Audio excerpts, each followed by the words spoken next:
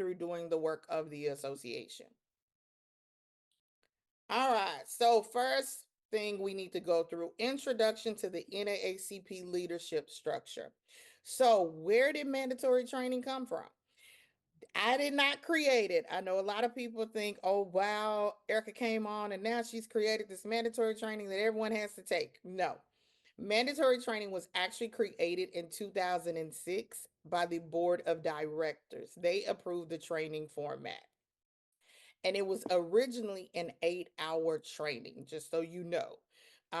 In this 8 hour training, you received everything that we pretty much did at the Kratai. So if you attended the in-person Kratai, you got the foundation, the history, the operation, a financial component, the health, the advocacy.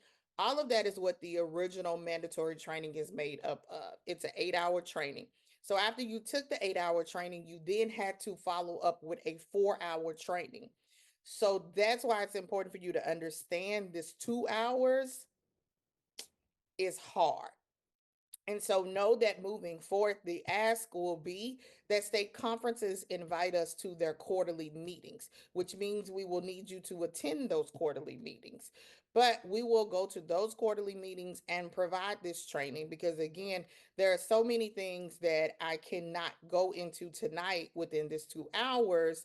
And it also doesn't give you the ability to do what most people are able to do in the in person session. We're able to put you in groups so you can talk about best practices, literally be able to break down what a strategic plan is, what your calendar should look like, all of those things you should be doing in your branch.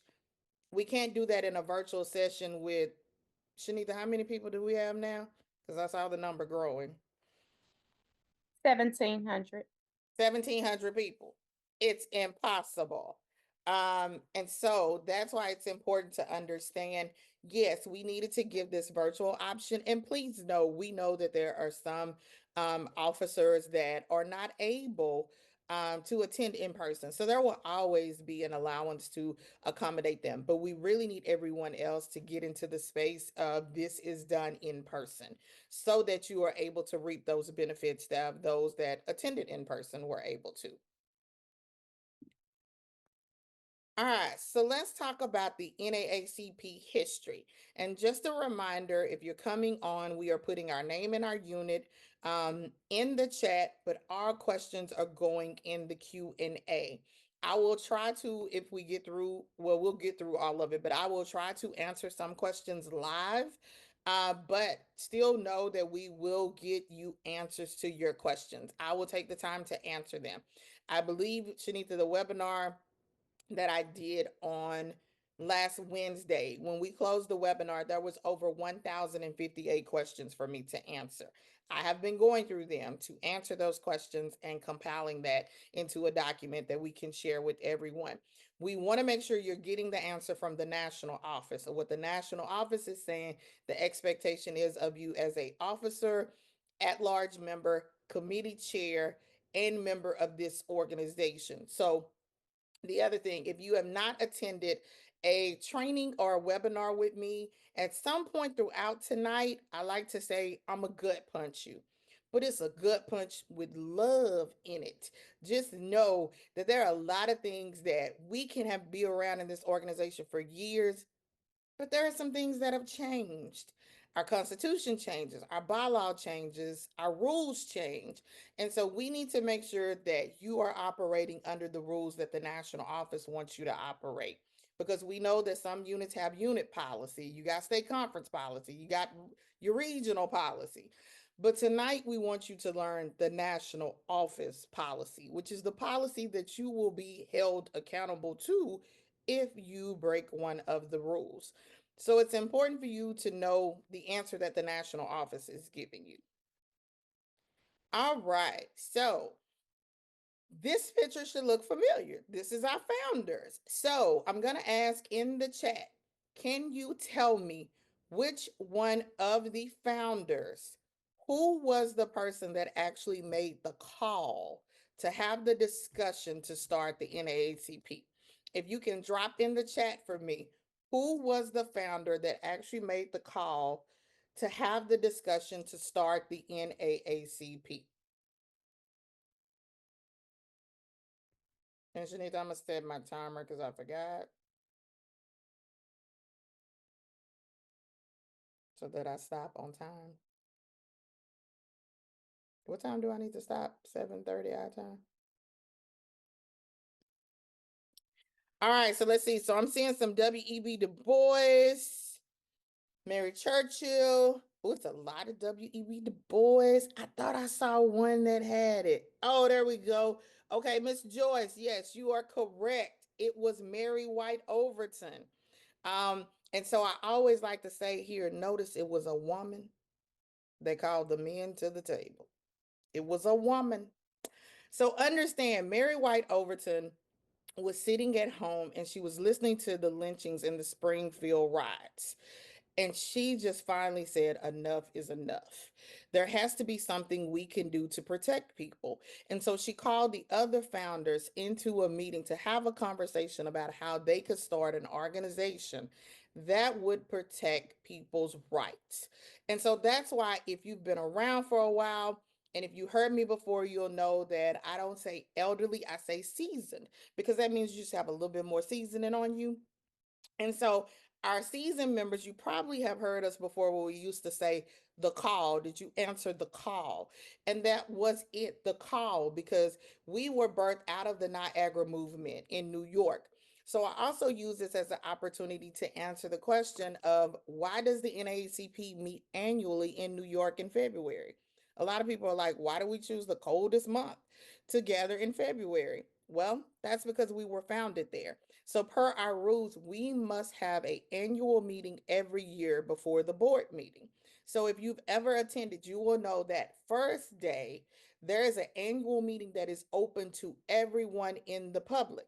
And our units actually come and they can present out about what they have going on in their units, what they've been doing in their committees, but it's open to everyone. And after that annual meeting, then we go into the board meeting.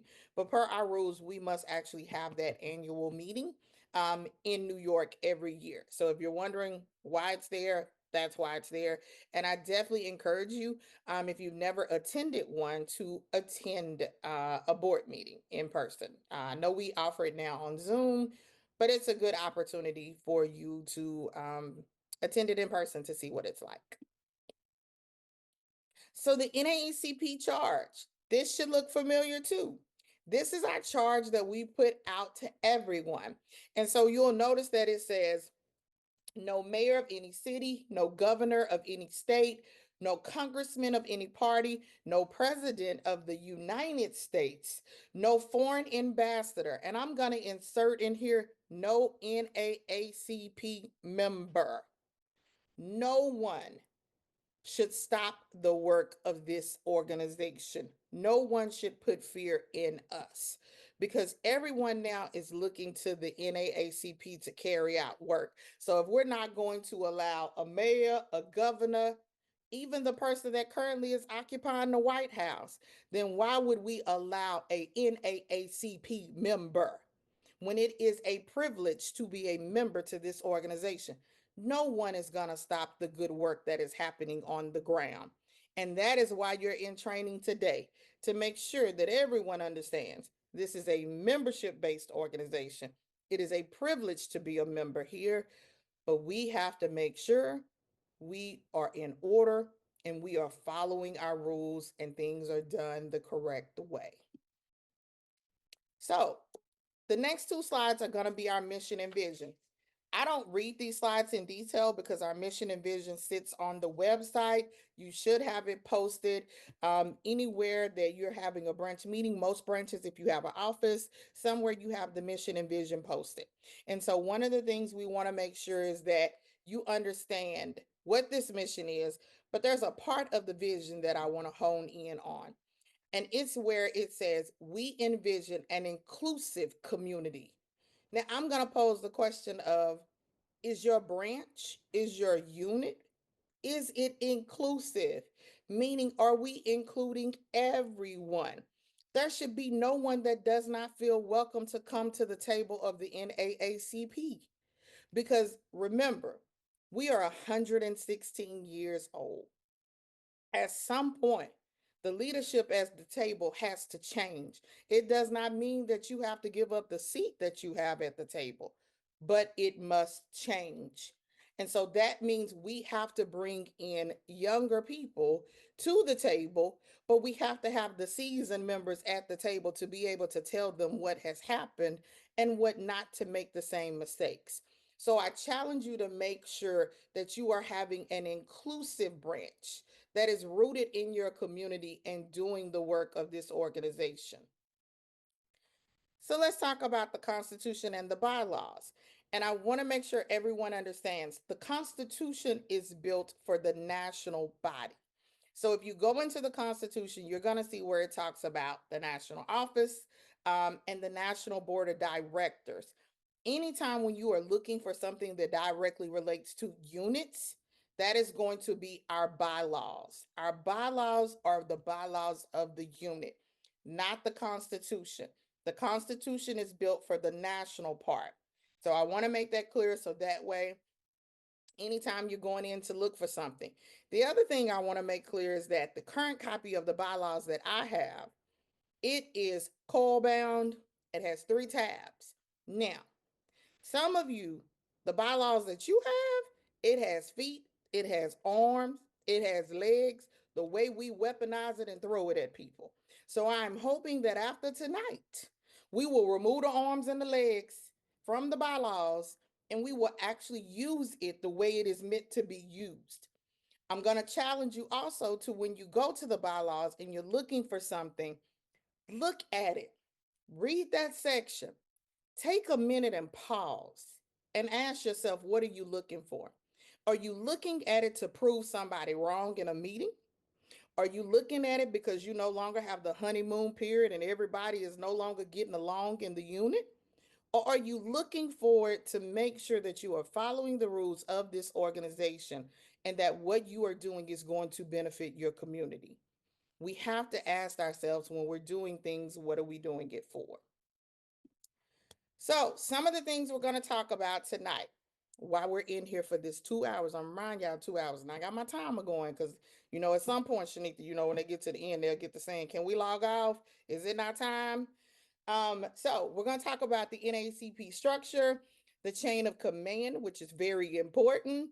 We're going to do an overview of the functions of the NAACP and the units, the responsibilities of officers and members of the executive committee, and then we're going to talk about some of the risk factors affecting NAACP operations and your voting strength, where that comes from. How do you get your voting strength in your units? And really, we're going to talk about explaining your tax status because sometimes that gets a little sticky for people. So we want to make sure we clarify all of that for you while we are in this session. So, chain of command. It's important we understand how you align in the chain of command. So, at the bottom, you're going to see units that feed into state conferences, that feed into the national office, that feeds into the board of directors. So, it's important that you understand we do not manage the units. We manage state conferences because units should feed through state conferences. So anytime you have an issue or a question, your state conference should be the first line of contact for you. If your state conference cannot answer it, then your state conference will then come to the national office. But we have to get everyone to understand how this should operate and how this should move. Now, I'm not oblivious to the things we have going on inside our organization. So I know that there are sometimes things are shaky on a local level, things are shaky at the state level, and they get shaky sometimes at the national level. So I know there are some times that you will come to the national office, but understand we're going to then ask, has this gone through the state conference? And if it hasn't, then what is the issue there and what do we need to work through? Because we need to make sure everyone is performing whatever their responsibility is in this organization. But it's important that you understand how the chain of command works. Now, nowhere on here do you see Chairman Russell, President Derek Johnson. You don't see Erica Kane. You don't see Brendan Wakefield. You don't see Director Shanita Harrison Tyler. Oh, and the ones that we typically use, you don't see Miss Nancy Bailey, Christian, Kevin A. You don't see any of them on here. You see a process of how it moves up. And don't get me wrong, they love chatting with all of you. But as you know, it's hard to answer every single call. And most of you, if you've reached out to me, you probably got that my mailbox is full. But we are working on fixing that. So um, all right, this picture should look familiar, all these folks on here. So typically, if we were in person, I would ask everyone in the room to read this first line at the top that says, "There is only one board in the entire association. All others are referred to as the executive committee." It is important that you understand you do not have a board, you don't have an e-board, you have an executive committee. There is only one board in this organization, and that is the National Board of Directors. It's important you understand that. It's important you also understand our language. And so here, this is where after today, we should not hear any more e-board, our board. You have a governing body, and that is the executive committee. There's only one board, which is the national board. The other things that you will notice is when we are referencing units, that means everybody: adult branches, youth councils, high school charters, college chapters, junior youth councils, and prison branches. Now, there should be no time that we see anything that says youth branch. There are no youth branches. Branches are for adults, youth councils are for youth, and college chapters are for college chapters. And I have to say, this prison branches, you got to be in prison. So you cannot be a part of the prison branch if you are not in prison. Just the same way you can't be a part of a branch if you don't live or work in that jurisdiction. So making sure that you understand our language. On here, you see a picture of our president, Derek Johnson, our chairman, Leon W. Russell, and our vice chair, Karen Boykin Towns.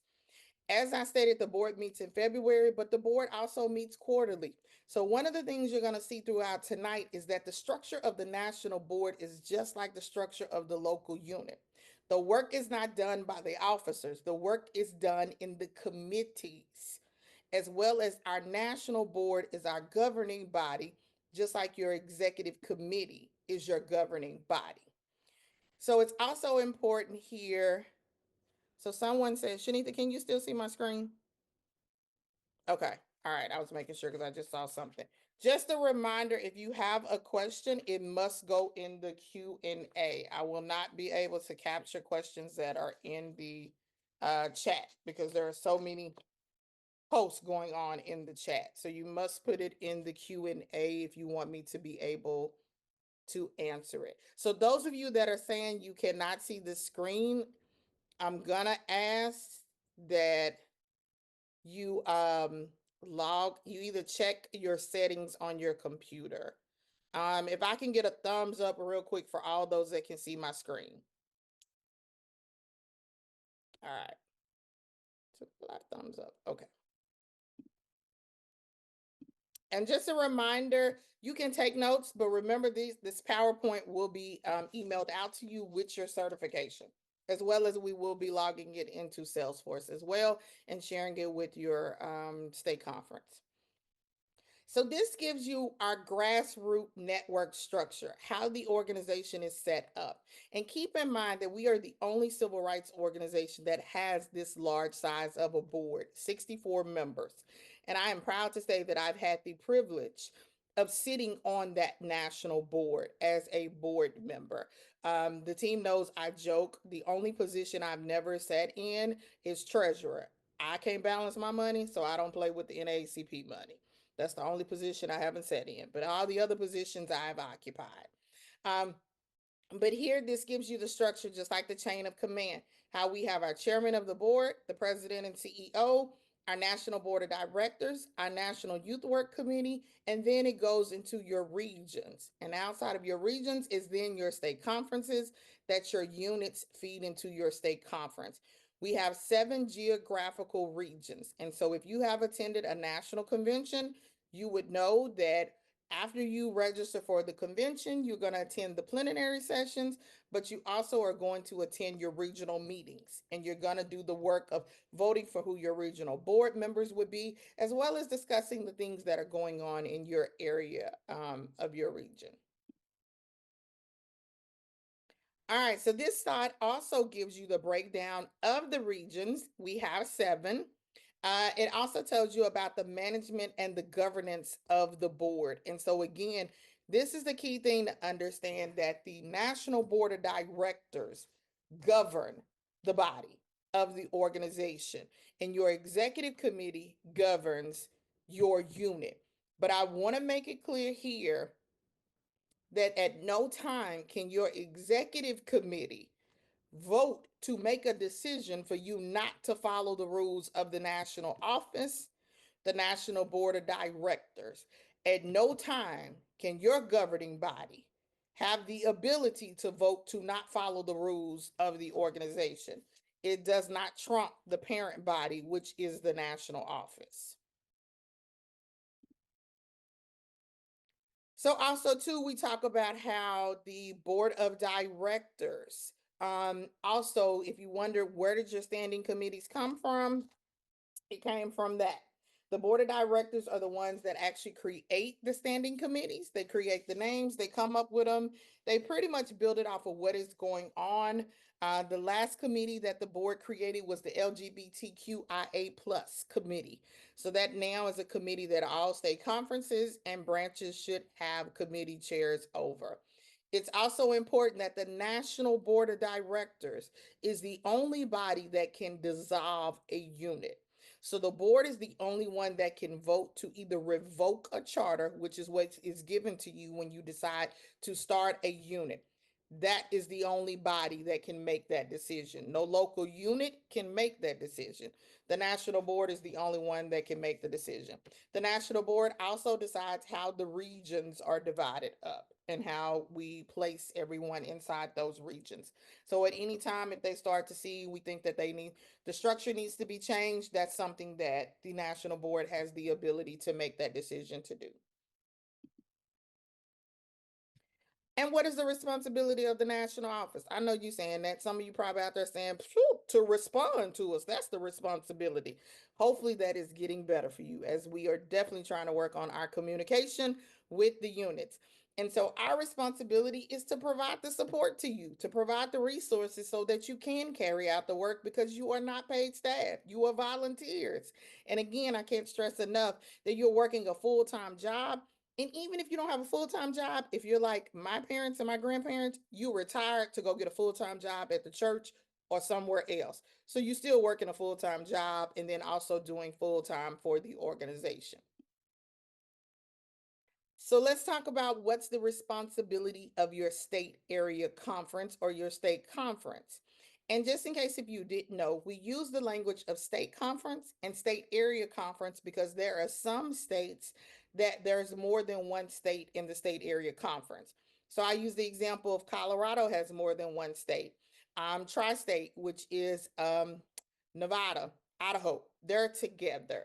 So, example, California and Hawaii is a state area conference. A regular state conference would be Texas, Oklahoma, Tennessee, Mississippi. That's just one state. So, just so to make sure you understand when you hear us say state area conference or state conference, that's what we're referencing. So, your responsibility of your state conference is to stimulate non compliant units. So, those will be units that lack the prerequisite members. If we're talking about a branch, you must maintain a minimum of 50 members. Youth councils, 25 members. You must also pay your year-end financial report. So these are units that have failed to file the year-end financial report, which we reference as the AFR. And I like to say, if you don't like the IRS, don't mess with the AFR because our AFR is our IRS. So we need to make sure that every unit has completed that, also that you've paid the assessment. And so you must also pay your state conference assessments, not just your assessment to the national office. They also have a responsibility to revive non-functioning units. So maybe a unit that we have a charter for, but unfortunately they gone dormant. They have not been meeting, they haven't been doing any activities. It is the responsibility of the state conference. And it's important that you understand a state conference, in order to be in compliance, must have what we call 6 and 6. which means there must be 6 adult branches and 6 youth units in compliance for that state conference to be in compliance with the national office. And again, that means having the prerequisite members. And that also means that you filed your AFR and you've paid your assessment. Now, here, I want to make sure you understand that if you reach out to the national office and you say, I want to know if my unit is compliant, we can only right now give you national compliance because we only capture that. But keep in mind that you're also obligated to be in compliance with your state conference. And so that means don't run out here because we know you get out in these streets and get to talking about, oh, I'm nationally compliant. And then you show up to your state conference and they saying you haven't paid your state assessment all year. Don't be in the street somewhere, but at the national office, they told me I was compliant. Yes, we gave you your national compliance. We cannot give you your state compliance. But know that as we build out the new systems, that is something that we are looking at being able to capture because you shouldn't only be nationally compliant, you should be compliant with your state conference as well. So one of the other things that the state conferences, when they're dealing with the non-functioning units, again, it's failure to hold monthly meetings. And so let me clarify monthly meetings. That means well, Shanita, you know, I used to say this and I have to stop. I used to say a meeting with 4 walls. That's not your living room. Okay. That's a building that can hold more than 5 people. Okay. It's a monthly meeting that you have a set day of the week or a set day of the month that you have pushed out and told to your membership so they can attend the meeting.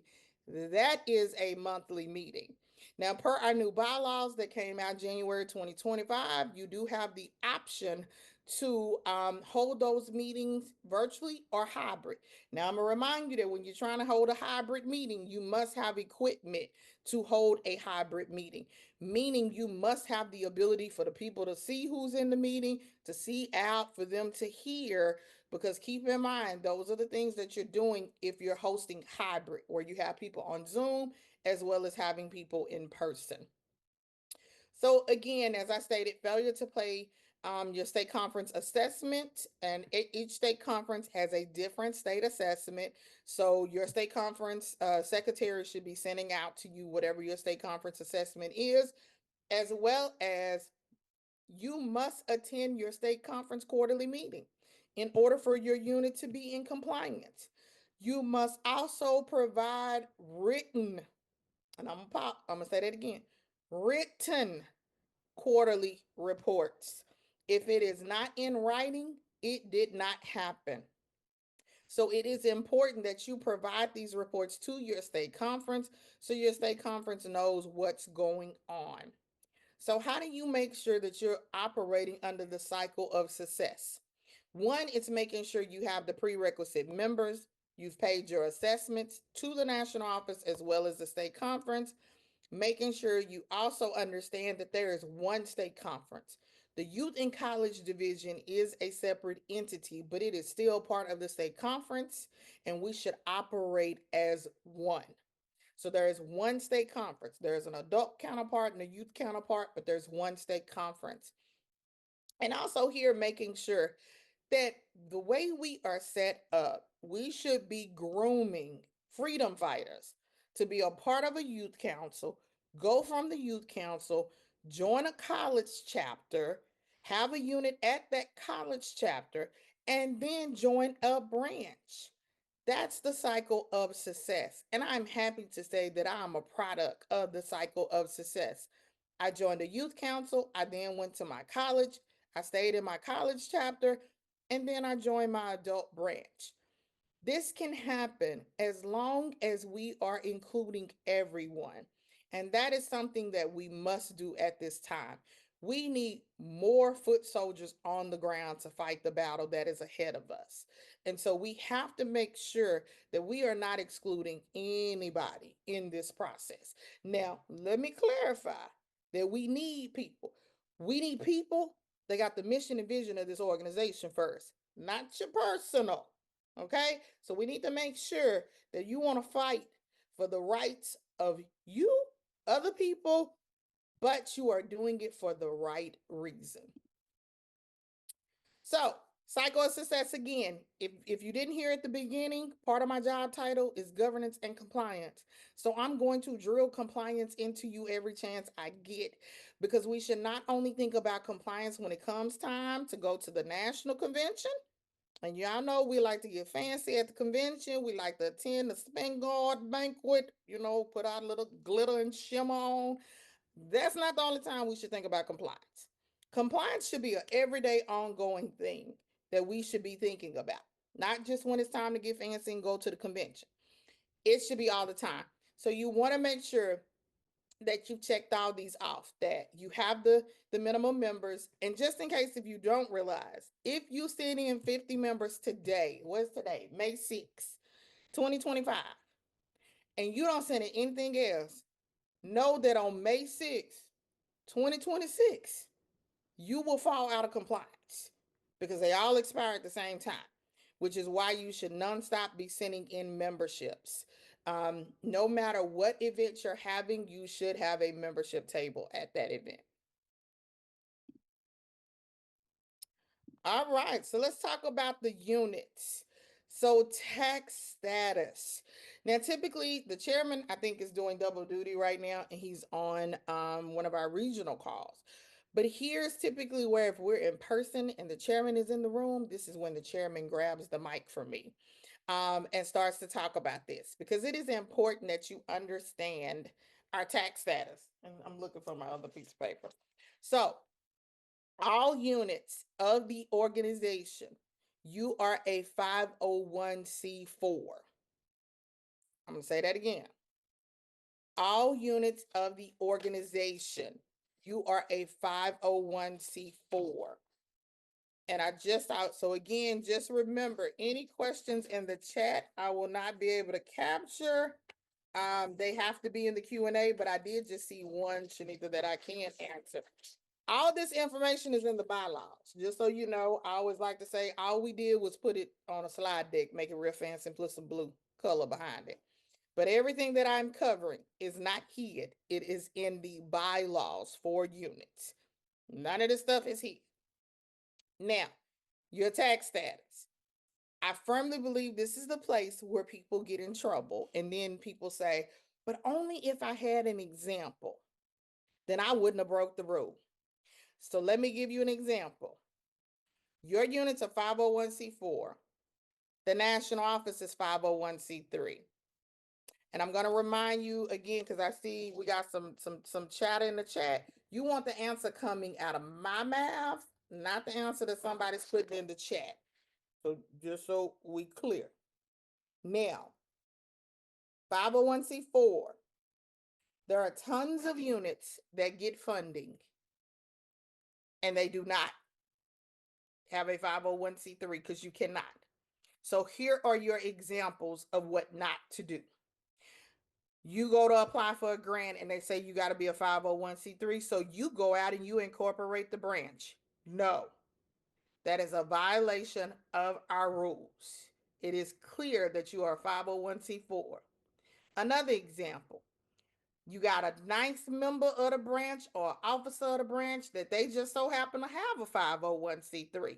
So they say, well, you know what? There is no need of you missing out on that money. Just have them write that check to me. I get them the tax write-off, then give you the check. No. That is what we call funneling money.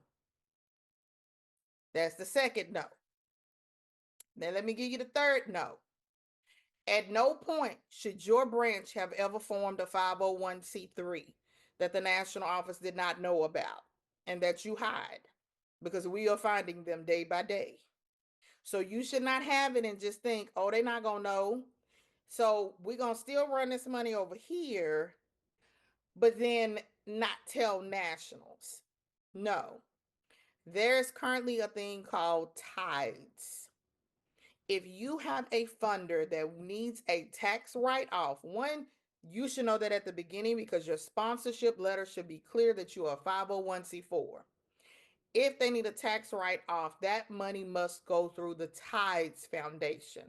So on our national website, if you search annual financial report page, scroll to the bottom, There's a tab that says C3 donations. It clearly gives you the instructions for C3 donations and the email address to go to Tides.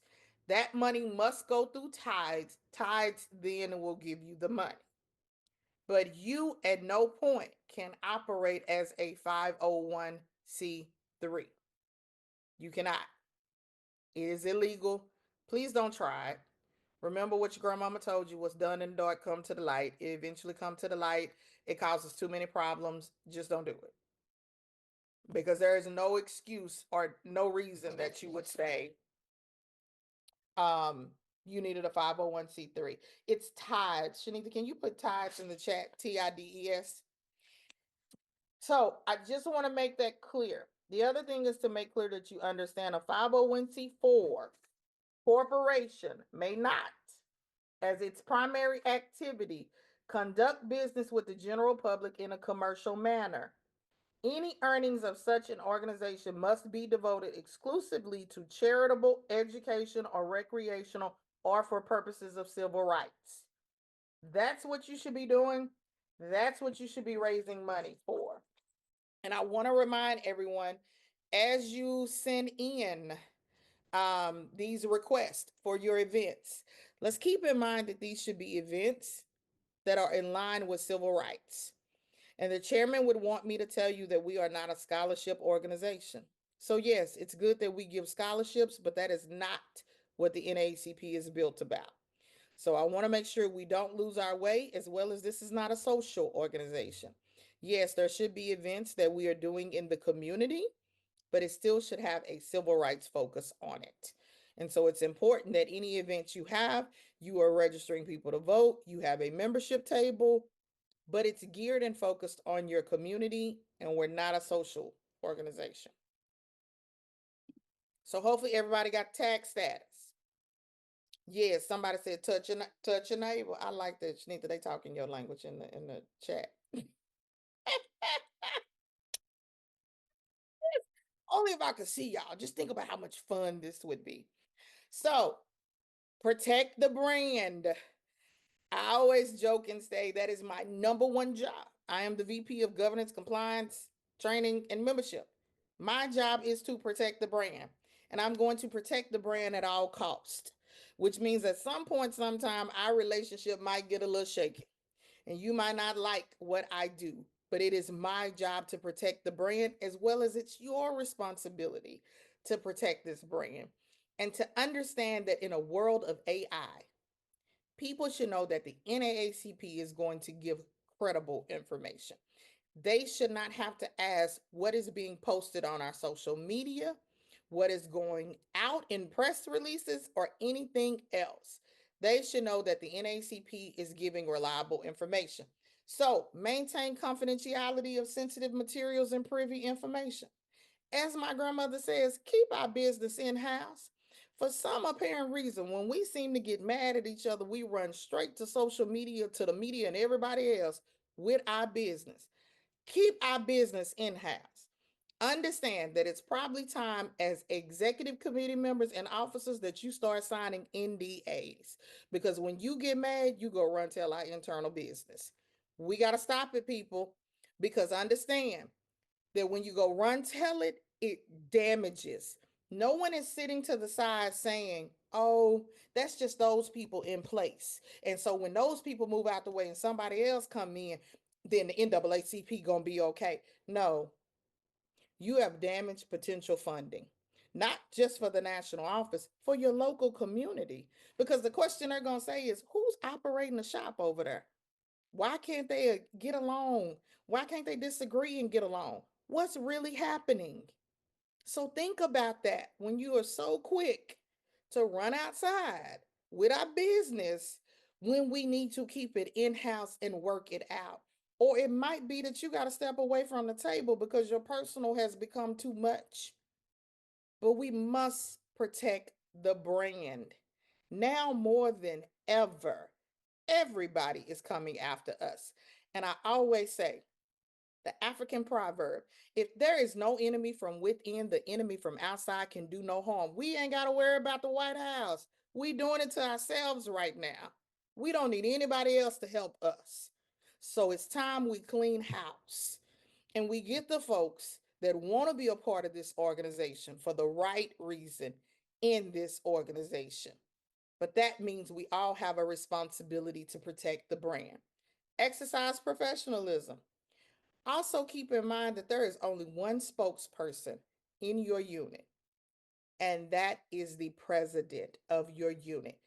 That is the only spokesperson that should be speaking on behalf of your unit. No other officer, no committee chair. It is the president of your unit. Also, understand, do not use the NAACP logo or letterhead without permission. What does that mean? And so, Shanita, you know, now I use the example of win, but please win chairs if you enter. I love y'all. So no, I'm not picking on y'all. And typically I always use the name of Betty because that was my aunt name. So hopefully if it's somebody named Betty in here, you don't take it the wrong way because I love you, Miss Betty. But let's just say the win committee wants to put on a program. And so you took it before the governing body, the executive committee. I didn't say the president and the secretary. I said the governing body, the executive committee. And for some unapparent reason, they shot down your idea. Okay, let's just say they didn't have funding for you to put on your event. Okay, now wind chair, you cannot, because you friends with Miss Betty, who is the secretary. You can't go over there and have Miss Betty give you the letterhead. Okay, and then you go push out your win letter because you how dare them stop your program that you know should be put on. You cannot do that. If it is not approved by the executive committee, you cannot do it. So please, let's not put out anything that has not been approved by the executive committee. That goes for the president as well. We're going to talk about when we get to the president's slide what you can and can't do. So no one person trumps the other officer in this organization. We're all equal, is what you're going to hear today.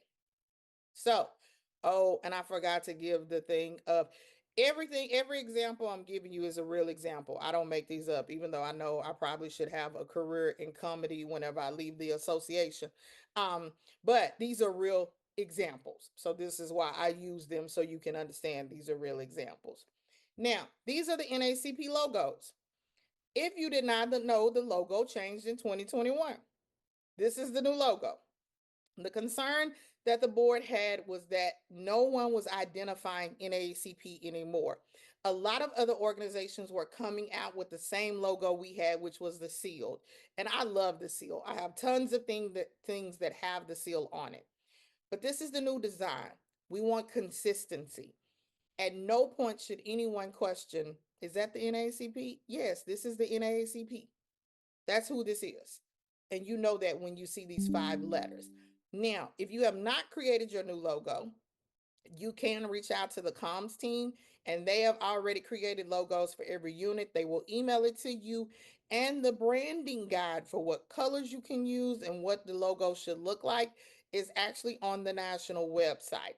So if you attended the in-person Kurtai, you actually got a workshop by the comms department to talk about what's your social media, your website, and all of that, how that should look. So again, you know, we're going to have a virtual Kurtai I believe at the end of this month. Registration should go out next week for that. But you will get another chance if you did not attend the in-person Kurtai to take that comms training. But it is important that we have consistency in our branding and that everyone knows that it is the NAACP when we are doing events as well as when we are putting out press releases. All right, so NAACP units, just a reminder, if you want a response to a question, you must put it in the Q&A. So the purpose of the units, you guys, it is to improve the political, educational, social, and economic status of minority groups. It is to eliminate racial prejudice. And this bullet, the third one, I like to hit on to keep the public aware of the adverse effects of racial discrimination. When if you're not meeting, you can't keep the public aware.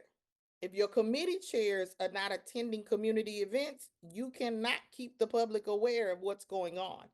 That means we must be in the field. We must have boots on the ground and you are in the community finding out what is going on. It's impossible to do that if we are not meeting with the people in the community. Also, to take lawful action to secure elimination of racial discrimination consistent with the efforts of the NAACP. And this last bullet, to adhere to the Constitution and bylaws as directed by the National Board of Directors. Again, you do not have the option to not follow the rules or the recommendations that are passed down by the Board of Directors. That is not an option you have. When you become a member, that is something you are saying is that you will follow those policies that are outlined. So, unit charters. You exist because someone in your area applied for you to have a charter. A charter gives you the ability to operate as a NAACP unit. So what you want to do is you already have a charter, but if you oh, okay, sorry, we doing double duty on another call. Um then if for some reason you fall below your prerequisite 50 members, let's say you stop having meetings, you become dormant, then we have what's called a reactivation process. And that means you then go through the process with your state conference where they make recommendation that you should become back an active unit again.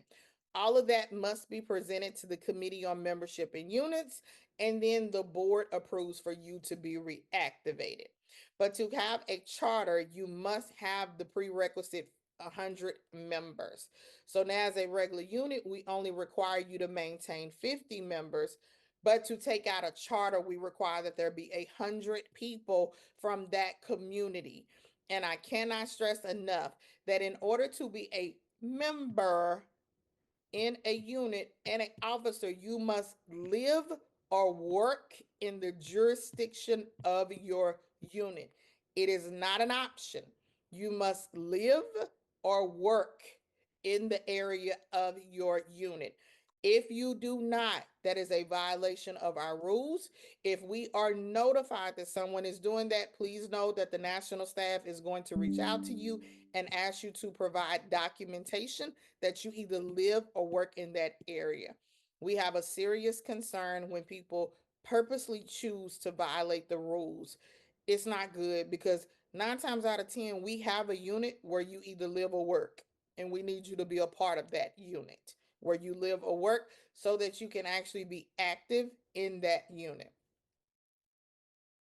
So you'll see the charter eligibilities are just the same as being a unit in compliance. You have an AFR you file, there's an assessment you must pay to the national office, as well as your assessments that you will pay to the state conference.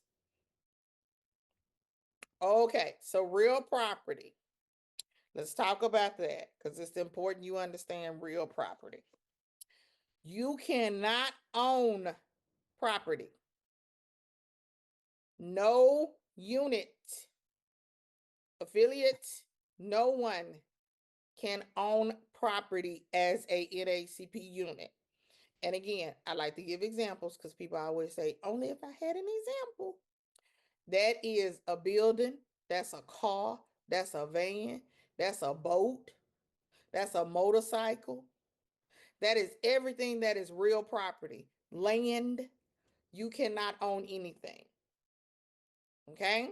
If for some reason someone donates, meaning someone left a trust to your unit, or someone says, you know what, I just got an in-kind donation I want to give to the branch. You need to reach out to the legal department so that they can assist you. And I also want to clarify that when someone says they want to give you something, so let's use me as the example. I'm Erica Kane. I'm the president of my unit. And so I have this good relationship in the community. And so this businessman comes up to me and he says, Erica, I just love the work that your unit is doing. And you know what? I want to donate to y'all. I want to give you 2 cars and I want to give you a building. Cause he just, he just really like the work we doing in the community because we're just active. We out there all the time. And I said, okay, thank you. Now, my next response should be, Let me contact the legal department because we need to get legal involved and make sure we get things done right. And then the other thing should be I want to make sure this goes in the right name. He cannot put that in Erica Kane name. Okay, so let's clarify. I acquired that because of my position in the NAACP.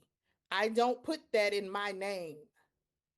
Okay, so I can't say, well, you know what? I was president at the time. I'm gonna take that building because I'm gonna always be president because we think we can predict the future, and then it's mine. No, it literally goes in the name of the NAACP, so that no matter when you dip in or dip out, it is the property of the NAACP. I cannot stress that enough because it was in my capacity and it was given to the organization, not me as an individual. Because remember, NAACP is not built on one person, it's built on a team working together. No one person makes this organization or breaks this organization. All right, so NAACP units, it's important to also understand you are the front line. Yes, you have a national office, you have national staff, you have a president and a chairman. But I'm going to tell you what I tell people all the time. At any time as staff, we can choose to walk away and go get another job. But it is the volunteers that have never given up on this organization, and you built this organization. So without you, this organization does not exist. Our structure was made for a reason. And we need you to know that you are the frontline staff. Yes, people will see President Johnson, but if I'm in your community, if I'm in Tennessee, Alabama, Mississippi, I want to see what you're doing. I want to know what your NAACP is doing. I see what the national office is doing, but I want to see what you're doing that relates to me. So keep that in mind that you're the frontline staff and you have a responsibility to get this stuff done for us. But it's because of you that the organization exists. So compliance. I told you I'm gonna keep talking about compliance. So we are closing, and I say closing because as we approach, registration should be opening for convention. And as we get to national convention, AFR season will close. So that means if you did not submit your AFR by March 1st, you would be assessed $100 late fee because it's in late. You must make sure you keep the 50. I'm gonna say you should have more than 50 because it's important that you keep your compliance membership wise. And also you must adhere to the policies laid out in the election cycle protocols. So it's important for you to know that your election must have been conducted by the national office through the current elected profile, which is Election Buddy. If for some reason you did not have an election by us, please know we are sending out letters every day to those units because you're not in compliance. The national office must run your election through Election Buddy. Even if it is not contested, we are tracking and keeping up with everything. We must have a record of who your officers are because the number one complaint we get is the national office doesn't contact me. Well, do we have your contact information? Has that information been passed down? So it's important that we know who the officers are, but that election must go through Election Buddy and it must be ran by the national office. And no, you cannot acquire Election Buddy on your own. You don't even need Election Buddy. The national office does everything through Election Buddy. It's also important to know that secretaries, all memberships must be entered in the Salesforce portal. When we get to your position, I'm going to go a little bit further into membership concerns and issues. But there is no option to have a separate row of members that the national office does not have in their portal. So keep in mind that every member you bring in, that information must be entered into the Salesforce portal. Our units must maintain good standing with its state conference. So again, remember, you should be attending your state conference quarterly meetings, the state conference convention, as well as paying your state conference assessment. All right, so let's get to the nitty gritty. Why y'all are really here? You want to know what should you be doing as an officer, as a committee chair, and I want you to know that as we are building out different things, we are looking at building out a leadership track. So we literally are testing out the new member profile, where you'll actually be able to log into your own membership profile. Um, Look at your profile as a member, update your information. We'll also be tracking your training. We are testing out a scanning app now. If you'll notice, if you looked at the election manual, part of the election manual said attendance on every member. Well, unless you've captured the attendance, there was no way that that was stored. So we're testing out an app to where your secretary will be able to scan your digital membership card when you attend meetings, as well as when you attend trainings. And so literally you will be able to capture that, and we'll be able to store that information and be able to offer you these trainings before you actually run for office.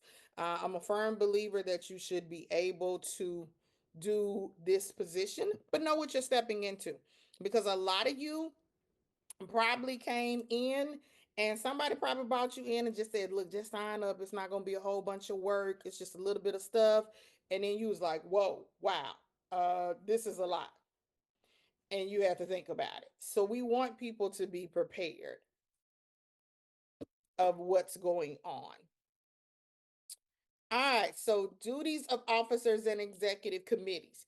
This oath of office should look familiar. It is in your election manual, and this is the oath that you should have took for office. I want to make it clear, this oath should not be edited. This is the oath by the national office. But I also want to outline for you this bottom part. And I want to talk about where it says, I shall try always to keep the goals of the NAACP above any purely personal or individual interest that might hinder the attainment of those goals. Okay, this time let's do a self check. That is there for a reason. That means at any time when your personal overrides the organization, it's time to have a conversation about what you are doing. And so this is where I say the honeymoon phase. Because most of you, you campaigned together for your officer positions. You were great together. Everybody was happy we was going to run. And then after that first meeting, when you no longer agree with each other, all that goes out the door. And we forget about the NAACP, because the problems you are having are not NAACP problems. They are personality conflicts. And it then makes us a dysfunctional family. So please do a self assessment and determine if that is still the place for you. And I use myself as an example. I held a position where I did not agree with decisions that were being made. Because of the position I held, I knew what I could do. I knew how I could hold things up. I knew I could destroy it if I wanted to. But I took pride in saying that I've been a volunteer for 30 years and I love this organization. And if I really did, then that meant I wouldn't damage it because of the personal problems I was having with someone. So I resigned. I stepped aside because I loved the organization and I knew that I was the one having the problem. But everybody's not doing that. So know that when the time comes that it is a personality conflict, not an NAACP issue, we are not going to allow you to damage this organization. And I'm going to now introduce the Article 10. We will no longer allow people to weaponize the Article 10 process. Understand that I've requested the National Board to review the Article 10 process so that if someone files an Article 10 and after we do the investigation, we determine that it is a personality conflict and you filed this personally, there is no violation of our bylaws, then you should also receive disciplinary action. That policy was created to remove folks that do not follow our rules, not because you no longer can get along with them. So understand, we must all be grown and decide, can we all still get along and not agree but respect each other and carry out the work of this organization? Or do you need to step aside? And it's best you make that decision before we make that decision for you. But remember what is happening in that time. You're damaging the brand, and your community is standing by watching all of this happen. And that creates problems. So we will no longer allow you to weaponize the Article 10 process, because it shouldn't even get to that. If someone is not following our rules, we got Article 8. It's a process that should be followed, so that that is not the issue. And that's something I want to make clear, that if there is a problem and someone is violating our rules, then absolutely let's go through the process. But if it's because y'all no longer can agree, that's not an NAACP issue. And we got to remove all of that so that it doesn't keep being an issue. 1 second, guys.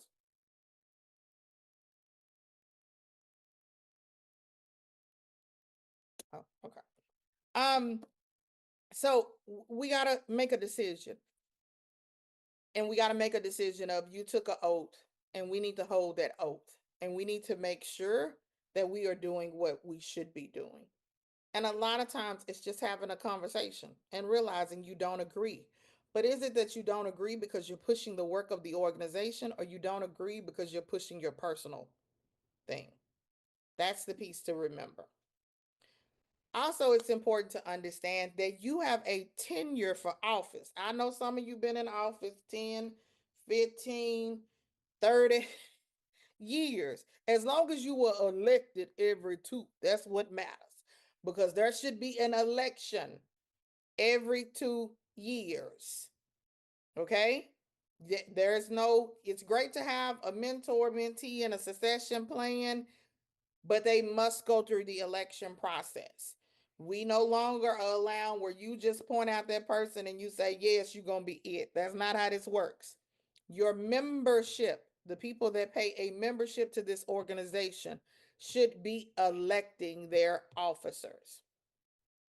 It's important to understand that youth, they have elections every year. So like branches, you had your elections last year. This year is the time for state conferences to have their elections. So we list here what we call some leadership qualities. I am a firm believer that a NAACP leader should be a role model. There is someone somewhere in your community looking at you saying, I wish I could be in that space. And again, you're not paid. So let me clarify, Shanita, because I don't know if that question then came up. But nobody is paid as a volunteer. Let me clarify that. Nobody is paid as a volunteer. So there should be no person operating in the capacity as a volunteer. There should be no grants written where you paying yourself. Let me clarify all of that. You are volunteers. Now, there are times where we will issue out grants, or you will get grants, and people will pay you for doing canvassing, all of that, but you should not be getting a monthly retainer or anything like that. That should not be happening, because you are in the volunteer capacity. And I don't say that lightly, because I was a volunteer for 30 years. So I understand the time and the money that you give to this organization. But in your current capacity, you are a volunteer. So, um, all right. So some of these qualities tell you, somebody saying to you been voluntold. That's another one too. They do get you like that. You've been voluntold. Is be cooperative rather than competitive. Again, you can get a long way when you work together. Build rapport through your conversation. Emphasize harmony. Develop and mentor others for leadership. Again, there should be some type of succession planning happening, so that when you leave your position, someone else takes over. When I was state advisor, I decided 10 years was long enough. I told all the youth coming up under me that at any time when I no longer felt like I had young ideas, I didn't need to be your advisor. I don't know how to do the TikTok, the Snapchat, the all. It's a struggle. So let me hand that over to someone else. And so I actually made sure that the youth coming under me understood everything so that when I moved to the side, they were able to take my seat at the table. And that is what should be happening. We have to know when we get another seat at the table and not the same seat we were sitting in. But it is very important that we are role models for people in our community. So let's talk about your executive committee. As the highest leadership body of the branch, you are the governing body. You satisfy the fiduciary responsibilities as the executive committee. So it's not only the responsibility of the secretary to go out and ask someone to be a member, it's not only the responsibility of the treasurer to go out and ask someone to donate or give money to the organization. It is the responsibility of everybody, every member, but especially people that make up the executive committee. And so your executive committee is composed of your elected officers, your at large elected members, meaning those folks that were on the ballot, and your chairs of your committee. And I want to clarify, at large members are not automatically chairs. That is not how this happens. They must be appointed. And so when we get to the president's slide, we're going to talk about making appointments. I also want to clarify that the executive committee has a responsibility to fill vacancies. Okay? So let's say we've run your election through Election Buddy. For some reason, you didn't fill one of your positions. Let's say the treasurer position was vacant. No one decided to run. Your election is in November. You officially take office in January, take your oath. At that time, those elected officers, not committee chairs, because once the election is conducted, the committee chairs are now vacant. Those chairs have gone away because they must all be reappointed. So those elected officers make up the executive committee. You now have an executive committee meeting and you have a responsibility to fill that vacancy of that elected position. Presidents cannot appoint elected positions. They only appoint committee chairs. Elected positions must go through a nomination process and they must be voted on. So please, as you are filling positions, do not send us an email and say, I appointed this person if it is an elected position, because we're going to respond back and say you cannot appoint them. Only presidents can appoint committee chairs. So, outside of that being the responsibility of the executive committee, it is also fundraising, resource development. You'll notice here it says approving and monitoring the organization's program and services. So let's again talk about, it is not of one officer or two to decide how the branch moves. It is the responsibility of the executive committee. And let me give you examples. That's not when you have your executive committee meeting and the president shows up and says, hey, I want to let y'all know I decided we're going to have this event. And then everybody say yes. That's not how that works. They must present the idea just like anyone else. You do not then have to co-sign if you don't want to, because it should be coming through the governing body, which is the executive committee. It should be a decision that everybody is making, not one person. That's not how this works. It's a governing body. Also, enhancing the organization's public image. Again, protecting the brand. Once you take this office, there is no way to remove your name. You are attached to that position. If something happens, they are not going to just say, Erica Kane did this. It's going to be Erica Kane, NAACP. They automatically attach it. And you have to keep that in mind, that there will be no separation of that. And I always joke about when I was an officer, as well as when I was a board member, I used to have to tell my mother, because my mother would go places and stuff would happen. And the first thing out of her mouth, she tell me, my daughter gonna rally on y'all. She gonna protest because she with the NAACP. I had to start, Mama, you can't be out in these streets telling people that. You can't do that. So you just can't, go out and make decisions like that. You got to be careful with that type of stuff. But you can't separate your name from it. As well as, I want to make clear that when you are out polling for candidates. You shouldn't be doing it as NAACP because we do not endorse candidates, we endorse issues. But if you are at a polling location and you are supporting a candidate, you cannot work NAACP because we don't endorse candidates. So I'm going to say that again. If you are working the polls for a friend or a candidate, you cannot wear NAACP clothing. No hats, no shirts, no pins, no jacket, nothing. Because we do not endorse candidates, we endorse issues. So please do not have folks sending us pictures because you at the polls and you got your NAACP shirt on endorsing a candidate, because we do not endorse candidates, we endorse issues. Also, hitting here again, maintaining confidentiality of sensitive materials and privy information. That is another one. Again, it is important to understand that there are a lot of things that you are going to discuss as an executive committee that needs to be kept internal. All right. Also, as the highest body, you are submitting written reports to the secretary on a monthly basis. So if you're saying, what should I be doing in my executive committee meeting? Presenting your report. And that is a report of your action items or the programs you want to put on.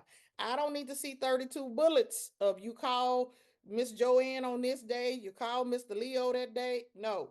We need to see what programs or initiatives are you trying to do, and what are those action items? Is there a budget request attached to it?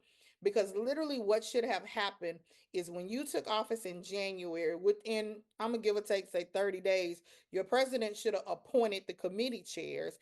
You then should have had what was called a strategic organizational meeting where you sat down and came up with what your calendar would be for the year and what you would map out.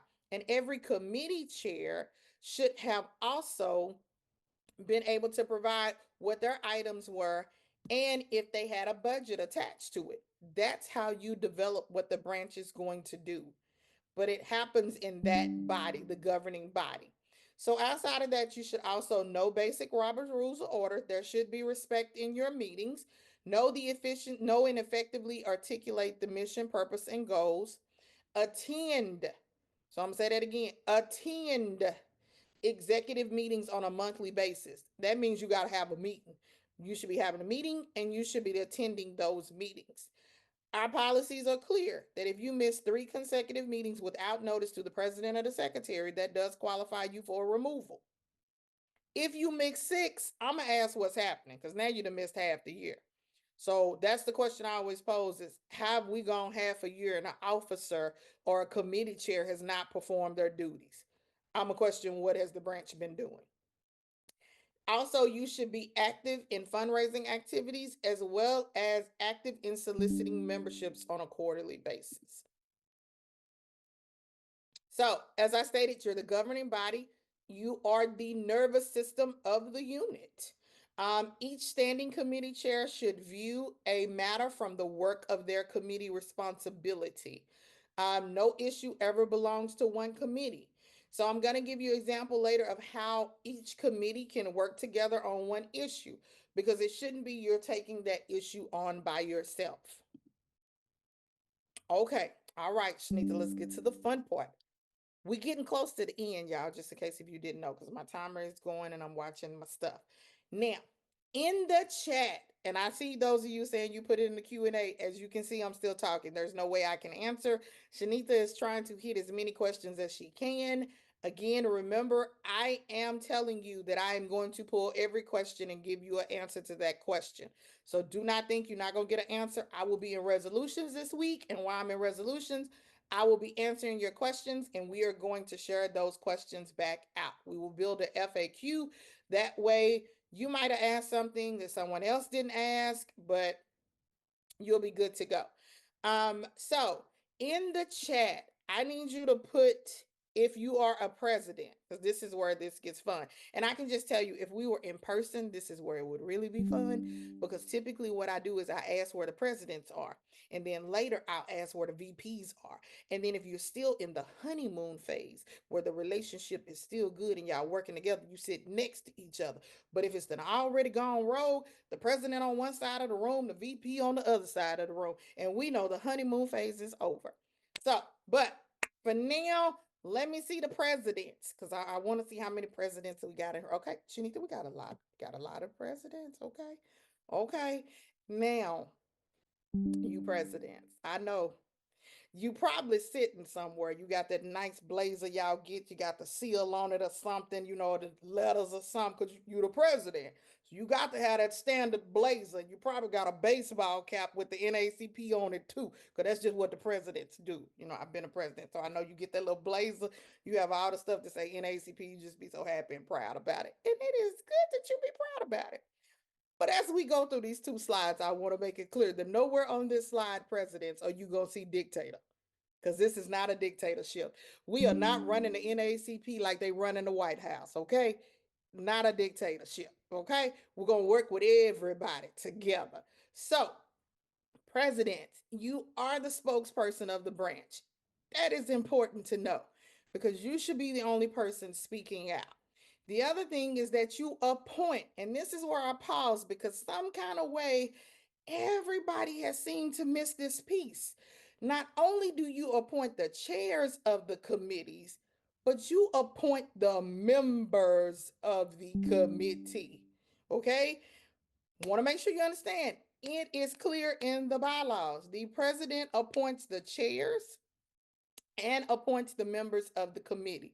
So, this is my recommendation to you. If for some reason you have not appointed your chairs, which I hope you have, unless, we've had an issue and we're just now doing your election, consult with your other officers. That way, when you make these recommendations, because the executive committee must approve it, then it's not a battle. Include them so that they feel like you're including them, you want their input, and everybody is good to go.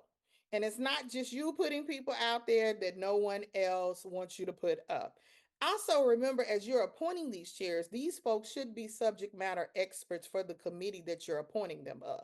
So I always use the example, we don't want to put the education person, and that does not need to be somebody that don't like education. Okay, this needs to be either an ex-superintendent, a teacher, a counselor, somebody that likes education. If we're going to put them over that committee, it is important we do that.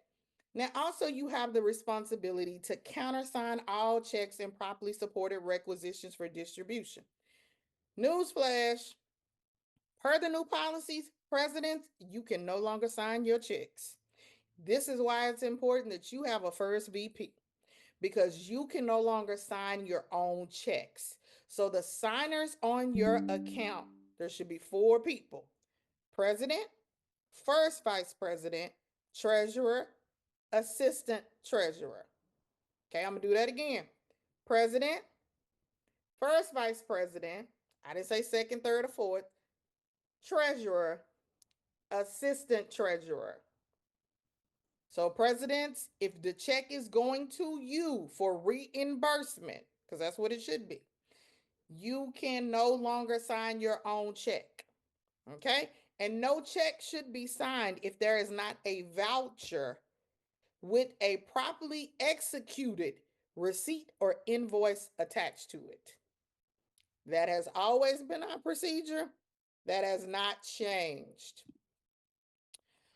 Also, presidents, it's to perform other functions and exercise such duties as that may be voted on from time to time by the executive committee. The other thing to stress is you are an ex officio member of every committee. Now, let me clarify that. Ex officio, you have no power as the president in that meeting. You have no voting power. You just somebody sitting in the back of the room watching the meeting, but you are an ex officio member. You also have a responsibility to encourage and assist all committees in the development of their programs and the performance of their duties. Now, this last part is what gets y'all tripped up because y'all be reading stuff that I don't read out the bylaws. But this is clear here to recommend to the executive committee the removal of any chairperson of a standing or special committee. So now let's walk that back. Nowhere on here does it say treasurer, secretary, at large elected member. It says committee chair, and you are recommending it. But that recommendation must come with what they have violated because it must be a violation of our bylaws, not because they don't like the way you operate, not because they don't like the programs that you putting forward. It must be a direct violation of our bylaws. They must be doing something that wants to conduct inimical to this organization. That is what you are recommending to the executive committee removal for. All right, where the VPs? Okay, in the chat, come on, vice presidents. Y'all gotta be strong with. Well, somebody was already locked and loaded. Shanita, I didn't even say it yet. Who was Miss M? Miss M? She was locked and loaded. VP typed it. Okay, VPs. Now, I hope this is not a surprise to you, but please know that per these rules, at any time if the president steps aside, resigns, we remove them, or Lord forbid they pass away, you automatically become the president. So we've had several times where folks will reach out and say, I don't want to be the president. Well, then why did you run to be the vice president? That was what you was running for, ultimately was eventually to ascend to this position. So understand that the vice presidents are the only position in this organization that automatically ascends. So secretaries, well, assistant secretaries, assistant treasurers, X out that plan trying to take out the secretary and the treasurer because you don't automatically ascend into that position. They got to nominate you and elect you, and that might go bad. So keep in mind that the only people that automatically ascend are the vice presidents. And just to clarify, we go in order. So if the president resigns, third VP, you don't become the president. We don't skip two and one. It goes in order. If the president resigns, the first VP moves up to president and the other VPs move up. I won't clarify that. Third VP, we shouldn't be seeing you jump up on the officer update form. And now you the president of the branch and use the third vice president. That's not how this works. But vice presidents, you are to perform in the absence of the president. So now, Shanita, you know I got to clarify absence, okay? I see Brendan Wakefield has joined us. He must have ended the other call. Now, absence, that don't mean when the relationship has gone bad, the honeymoon phase is over, and you don't like what's happening, so you and four other members get together and decide y'all gonna have a meeting. That's not in absence of the president. In absence means they've reached out and told you they are unavailable to attend the meeting. Something has happened, but it does not mean that you say they absent because you don't want to deal with them. That's not what absence means. But you are to perform in their absence or their disability. The other thing I want you to keep in mind, as I said earlier, every officer and member has a role in this organization. So one of the things is in most branches, VPs will be assigned other tasks. Some VPs will have the responsibility of checking in with committee chairs. That way, it's not solely the president having to check in with all 1722 of these people.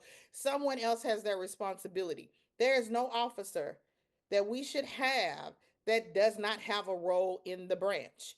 There is enough work to get done by everyone. So we need all hands on deck to get the work done. We can't just have someone sitting and not doing that. All right, secretaries, where y'all at? Where the secretaries? Okay, let's see. Let's see who we got. Oh, y'all coming. Okay, Shanita, you know they over there sitting at the house. They got a notebook. They taking good notes. Because that's what the secretary is supposed to do. You taking good notes. They sitting over there, you know, she probably got a pen over here on this side of her head. Because I've been a secretary.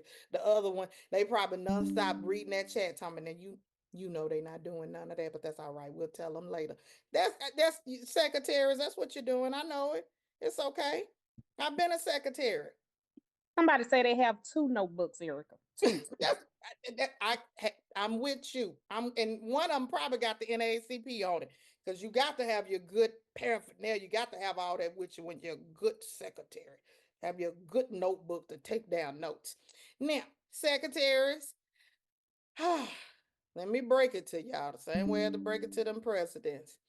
Now, if you are seasoned, you would know probably back in 2005 when we used to do this training, this part used to look a little different because we used to tell you that this is the branch, the secretary. They are the beginning and end. Well, unfortunately, y'all got out here in these streets and started weaponizing it. So I'm not going to tell you that y'all are the beginning of the end. Now, what I'm going to tell you is you should be the good communication piece of the branch because you are the official record keeper. But we can't have you out here in these streets running everything, okay? Now, also, too, secretaries, because we friends, here come the gut punch. I don't need you out here making this job harder than what it is. So there won't nobody run for this position. Been there, done it. I understand. I know what we do. But I need you to stop because we're going to need other people to eventually run for these positions. And this position has just become labeled as the hardest job in the association. And yes, is there trials with the position of the secretary? Absolutely. But your sole responsibility is to get them memberships in the portal within 15 days. That's your responsibility. And to be the record keeper. I cannot stress that enough. Now, some of this other stuff y'all put on yourself, that's not what you should be doing. But now I know some of us, we old school, and you know the secretary, you hold everything and you take literal what we say that you can't share nothing. I know. You can't share the membership roster. But that don't mean, play willy-nilly with it is what I can say. Now, the only time that we allow the roster to be exposed is in the election manual when you are conducting an election and there is a presidential candidate that wants to review the roster. Outside of that, that roster is protected. We do not allow people to see the roster. Now, I want to see real quick in the chat, does anyone know why our rosters are protected? It's important that you understand why this rule is still in place. Personal information, yes. Threat or harm, yes. So understand there was a time back in the 1960s that people would lose their life if they were members of the NAACP. And so the policy was developed to protect this information at all costs. And only one person had access. That way they knew the secretary was the person they knew they could protect, well, would protect this role. Over time, people started to sell our rosters. We might not understand the power that we have as NAACP members, but the world understands it. And so candidates would try to buy the rosters or get the rosters. It is important that we know the person that has access to this information so that anytime if something comes up and someone says my information's been exposed, this or that, we know who to go to because that should be the only person. So membership chairs, I'm sorry, you should not be keeping a roster. Your sole responsibility is to create the membership campaigns and the drives. It is the responsibility of the secretary to be notifying members when their memberships expired. They got 30, 60, 90 on their dashboard. But membership chairs, your responsibility is to create the campaigns for the unit. But secretaries, I cannot stress enough that we've run into some trouble. And I don't like us to run in trouble, but we have. We got a problem with getting memberships in the portal. My team now has taken over the portal process. We are doing training. We provide you with the PowerPoint after. I also want to address credentials. If you have attended training, we have pushed out credentials. If you have not received them, that either means your membership is inactive in the system or it is going to your junk or spam. We are asking the company to look at why is it that we are pushing out the emails and you're not getting them. Because on our end, the team can see every time we've reissued credentials. But if you have not got them, see somebody said they got theirs today. Come on. If you haven't, don't just sit and not get them. notify us so we can figure out what it is, get it fixed, and get you access. But also, secretaries, I'm going to gut punch you with this one too. Your responsibility in the portal is to enter the batches. It is not to pay. That is why we train the presidents and the treasurers, because they should be paying for the batches. So I'm going to say that again. Secretaries, your responsibility is to enter the batch. Presidents and treasurers, your responsibility is to pay for the batch. Secretaries, you should not be paying for batches. That is the responsibility of the president or the treasurer. But secretaries, I need you to eliminate them three rosters you over there keeping and get one roster. And I need all those members in Salesforce. I don't need any other members entered into the portal that you don't have an email or a phone number for, because that is where the issue comes in when we get ready to push out ballots, as well as we get ready to push out information to our members. You're emailing them from your list, but that list ain't in the portal. And that's causing a problem for us, because then people say, I get the emails from the branch, but I don't get the email from y'all. Well, we're only going by what was inputted into the system.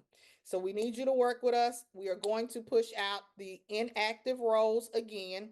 Remember, you can access your active and inactive report, but we're going to push them out again because we need you to tell us if there are members that have completely paid off their life memberships that should be active. We need to get them flipped in the system so we can clean the data.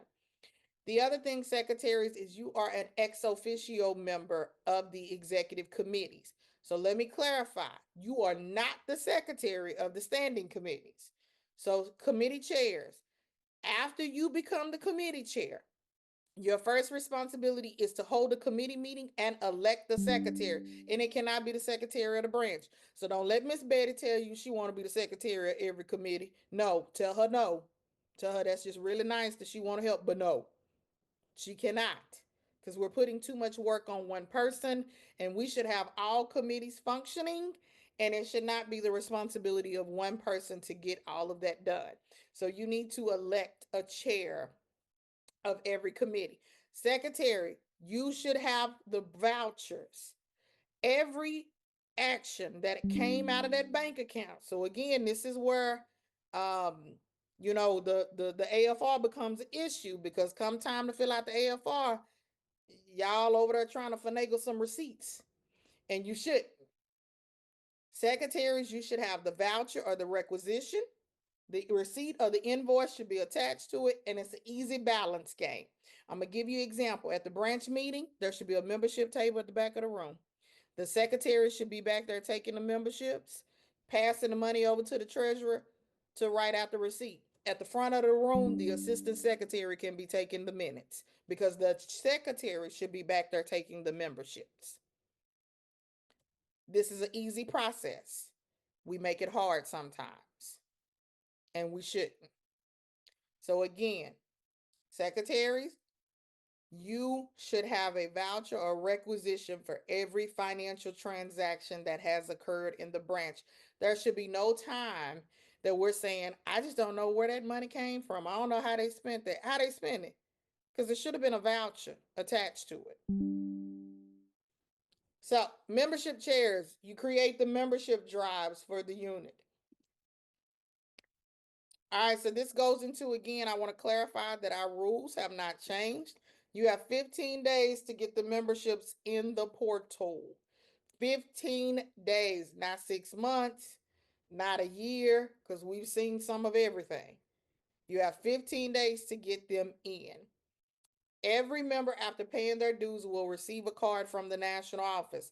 Branches, you cannot be printing your own cards, because we found that you print your own cards because you have not sent the money to the national office.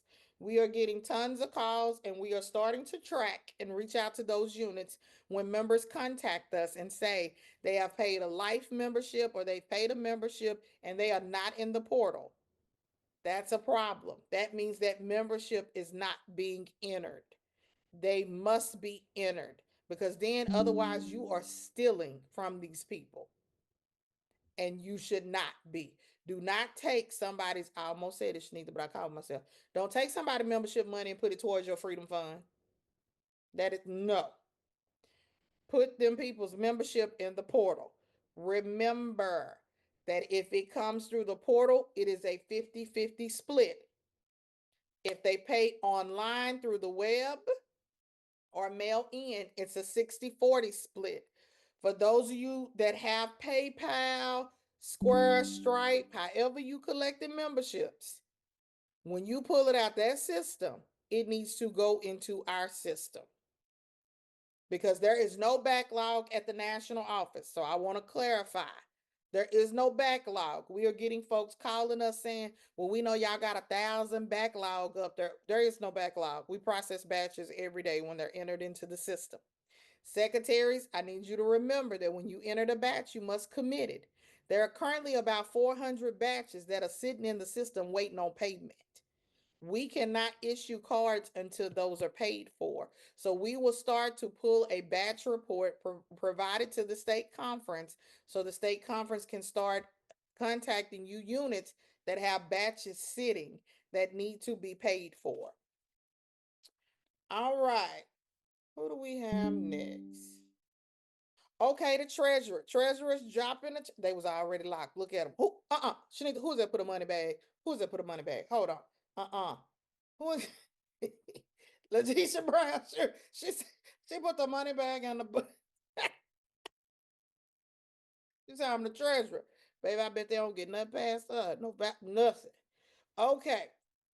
Treasurers, let me explain something to you. We're going to read this top line together. It says to receive all monies of the NAACP unit and promptly deposit. Now, somewhere in here, oh, I still have it. I didn't know if I had put it, Shanika. Deposit the same in the name of the NAACP. You don't see on her deposit in Miss Betty account. NAACP money need to go in NAACP account. We do not commingle funds. I don't care what's going on. Ain't no time that you need to put that money in your personal account.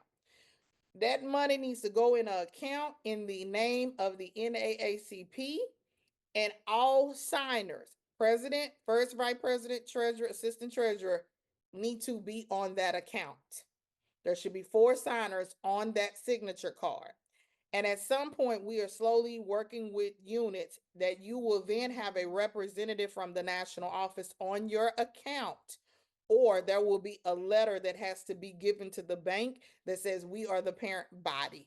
So that when things go rogue and the honeymoon is over, we don't have to go chase you down to get access to our stuff. We already got access to it. Treasurers, you also must give a copy of the treasury report and the monthly bank statement. Please, if your bank statements are not set up on electronic, set them up on electronic. You now have a responsibility, which you already had before, to give a copy to the secretary. The secretary now will upload that to the OneDrive that's assigned to them because they are the official record keeper. So, treasurers, I hope I don't gut punch nobody with this, Shanika. Stop creating them treasury reports, passing them out, numbering them at the branch meeting, and picking them up after the branch meeting. We are not doing that anymore, people. Paid members deserve to know what is in your bank account. You're not putting a routing and account number on there, but you have a responsibility to report out how much membership money was paid. What events did you have? How much money did you make? How much money did you spend? If the national office can have a board meeting on Zoom and tell you the millions we got, y'all definitely can tell somebody about them coins you got in your bank account. Okay. So now you heard it here. The national office said every unit is to give a monthly treasury report. And I did not say to just the executive committee, general membership as well. And don't be numbering and collecting it. Now, I know that's what some of y'all was doing, but now, if you got a shortage on paper, we can email it, but we should be giving folks these reports. That's not an option. And please don't say, well, it's on record at the office and you come get it. No, no, that don't count. Mm-mm. Get them people a report at that meeting. That's the best way that you can be transparent, and it eliminates any assumptions that are being made. Treasurer, you are also the chief financial officer, which automatically makes you the chair of the finance committee. So now, presidents, listen, you can't go make somebody else the chair of the finance committee because the bylaws clearly outline it is the treasurer that is the chair of the finance committee. You are to make authorized disbursements upon requisition signed by the secretary and countersigned by the president.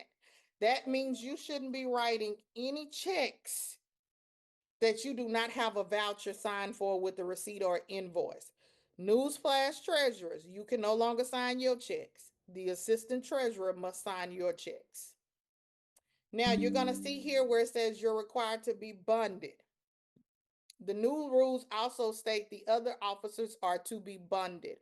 Our executive compliance officer, Robin Watkins, is working on bonding FAQs to be able to tell you how much you should be bonded for, all those things. The hope is that we'll get that out pretty soon. A lot of units, you probably have already gone through the bonding process, but if you didn't, the goal is for her to get that information out to you so you know how you should be bonded. Treasurers, your responsibility also is to submit the AFR. You are the financial officer. This should be easy, people. I cannot stress enough that if you are following our rules and there is a voucher with a receipt attached to everything, it has the categories on it. You're going to enter those same categories into the AFR. It's not a hard process. But if we wait to the end of the year to then start to figure out what we spent money on or play with the receipts, it becomes a problem. It should be cut and dry because you should have a record of all financial transactions and we should know every category that they're for. All right, assistant secretaries and assistant treasurers. I thought I saw some of y'all dropping in the chat. Some of you probably sitting there saying, we don't know what we do because don't nobody ever call on us. Well, now that is a shame because assistant secretaries and assistant treasurers, you have a place in this organization too. And Shanita, I just realized something I didn't hit.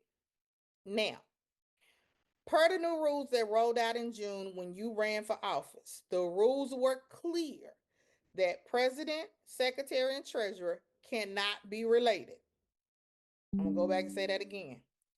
President, secretary, and treasurer, you cannot be related. So know that if we find out that those three positions are related, you will be removed from office because it is a violation of our rules. Now, here's where I got to address the other little piece.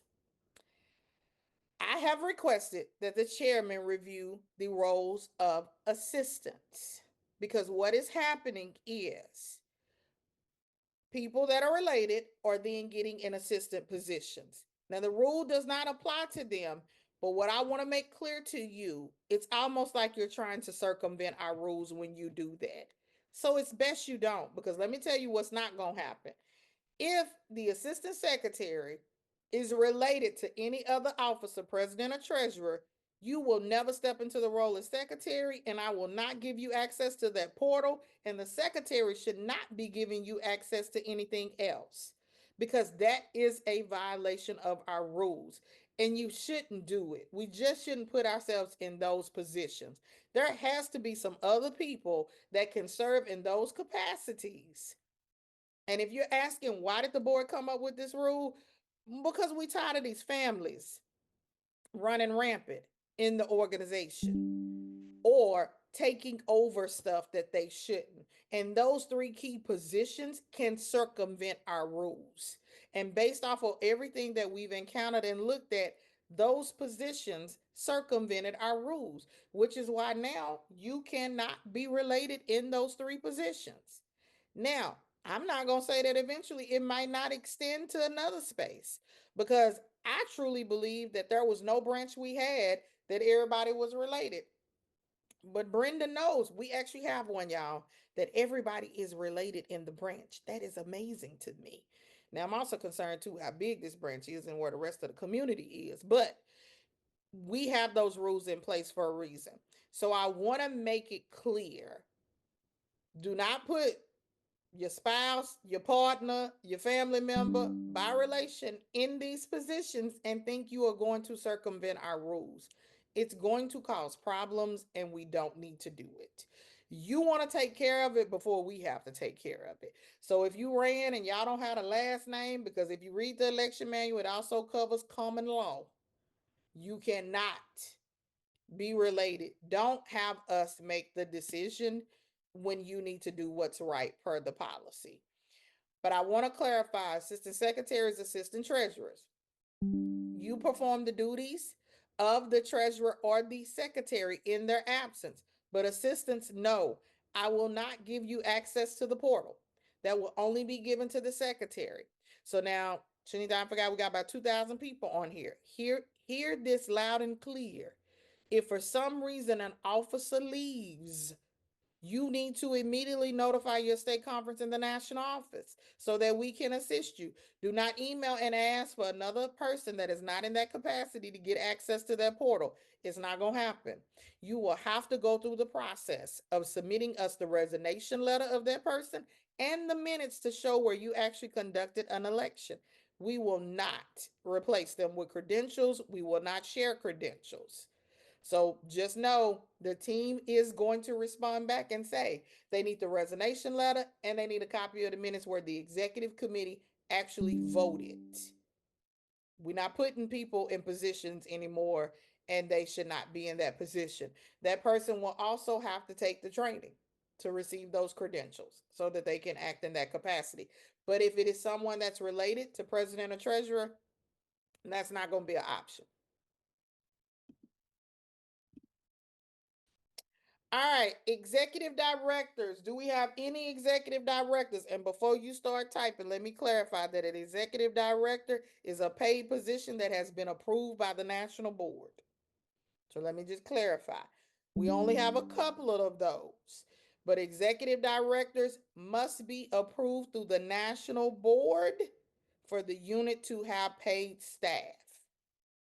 So for the EDs, you have the same responsibilities as the secretary because you are your staff, but you have that ability and we give you that access.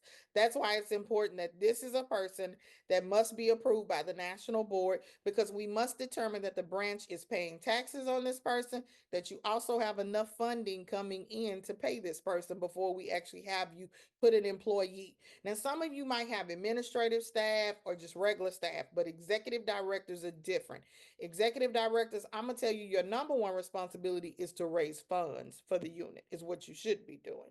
But also, you can give notice to all branch meetings, keep records of all branch members and their dues, send a list of memberships and membership fees to the national office. You can aid and coordinate integrating the work of several committees. Also, you manage the branch office if there's an office and paid staff.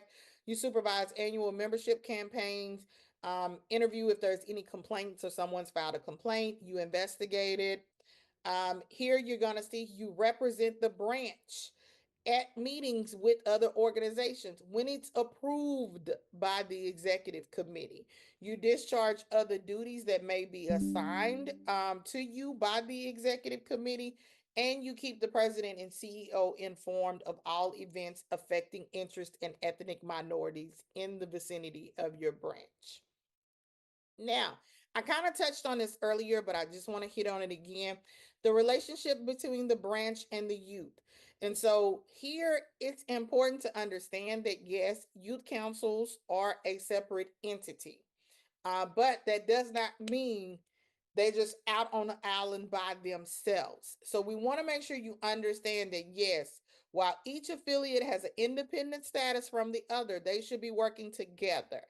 So branches understand the youth advisor and the youth president actually sit on your executive committee. They have a vote. So the youth should be coming to your branch meetings and giving a written report and reading it on what they have going on and what they need support with. It should be a collaborative effort. So I use the example if gun violence is big, or let's say suicide rate is high for young kids. This is something that the youth council or the college chapter should be leading the initiative, but you are supporting them. But I also have to address the other thing that comes up. Youth, if you are on this call, You should not only go to the branch when you need some money to go to the convention or have an event. That should not be the only time you contact them.